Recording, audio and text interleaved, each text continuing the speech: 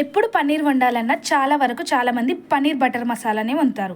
కానీ ఒకసారి ఇలా పన్నీర్ కర్రీని కూడా ట్రై చేయండి. ఇప్పుడు ఎలా చేయాలో ఈ వీడియోలో చూద్దాం రండి. Welcome back to my YouTube channel Vihas world. First ఒక కడాయిలో ఆయిల్ని హీట్ చేసుకొని అందులో జీలకర్ర అలాగే చిన్నగా కట్ చేసి పెట్టుకున్న ఆనియన్స్ వేసుకొని బాగా మిక్స్ చేసుకోవాలి.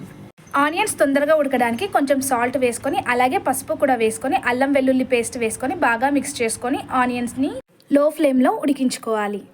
అలాగే కొంచెం పుదీనా కొత్తిమీరని కూడా వేసుకోవాలి.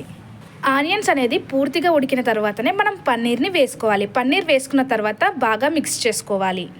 పన్నీర్ వేసుకున్న తర్వాత ఒక 5 మినిట్స్ వరకు లో ఫ్లేమ్లోనే ఉంచుతూ బాగా మిక్స్ చేసుకోవాలి. 1 స్పూన్ కారం అలాగే టేస్ట్కి సరిపడా సాల్ట్ వేసుకొని బాగా మిక్స్ చేసుకుంటే సరిపోతుంది. పన్నీర్ ఫ్రై అయ్యేలోగా మనం టమాటోస్ని మిక్సీ జార్లో వేసుకొని గ్రైండ్ చేసుకొని ఆ పేస్ట్ని కర్రీలో వేసుకోవాలి. టమాటో పేస్ట్ వేసుకున్న తర్వాత కొంచెం వాటర్ని కూడా వేసుకొని ఒక 5 మినిట్స్ పాటు లో ఫ్లేమ్లోనే మనం కూరను అనేది ఉడికించుకోవాలి. లాస్ట్లో 1 స్పూన్ ధనియా పౌడర్ అలాగే చిటికెడు గరం మసాలాని వేసుకుంటే మనకు పన్నీర్ కర్రీ రెడీ అయిపోయినట్టే. ఎప్పుడూ ఒకేలా కాకుండా ఒకసారి ఈ విధంగా ట్రై చేయండి. చాలా టేస్టీగా ఉంటుంది. చాలా తక్కువ టైంలో మనం చేసుకోవచ్చు కాబట్టి.